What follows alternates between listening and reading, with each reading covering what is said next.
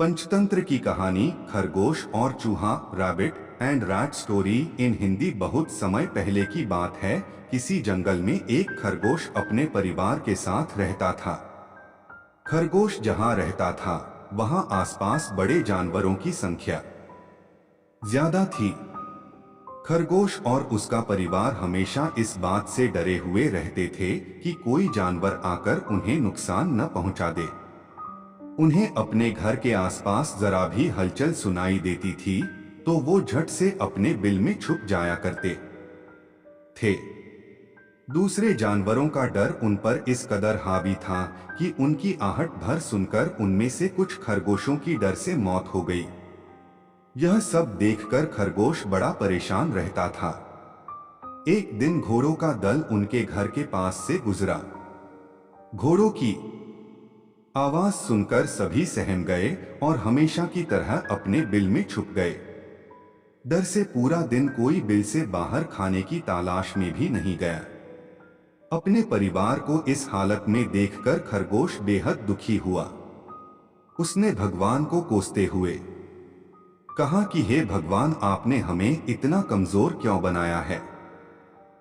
इस तरह जीने का क्या फायदा जिसमें हर दिन अपनी जान को लेकर डर और भय बना रहता है। तभी सारे खरगोशों ने मिलकर फैसला किया कि हर समय डर और भय के चलते बिल में छुपकर रहने से अच्छा होगा कि सब मिलकर एक साथ अपना जीवन त्याग देते हैं। सभी खरगोश इकट्ठे होकर आत्महत्या करने के लिए नदी की ओर निकल गए। नियत समय पर खरगोश और उसका पूरा परिवार नदी के पास पहुंचे। नदी के पास कई सारे चूहों के बिल थे। जब चूहों ने खरगोशों को आते देखा तो वो सभी डर गए और इधर-उधर भागने लगे। कुछ चूहे बिल में घुस गए तो कुछ नदी में गिरकर मर गए। चारों तरफ अफरा-तफरी का माहौल था। ये पूरा वाकया देखकर खरगोश दंग रह गए। उन्हें इस बात का यकीन नहीं हो रहा था कि उन्हें देखकर भी किसी में दहशत हो सकती है। अब तक तो वह खुद को ही सबसे कमजोर प्राणी समझते थे और भगवान को दोष देते थे।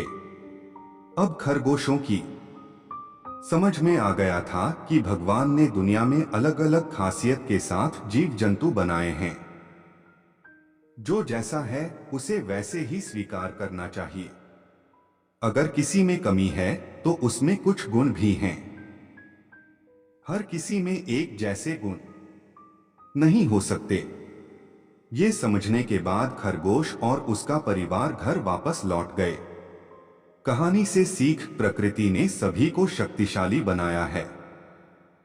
बस फर्क इतना है कि सभी अलग अलग क्षेत्र में अव्वल होते हैं। इसलिए हमेशा कमजोरी से भागने की जगह उसे ही अपनी ताकत बनाएं।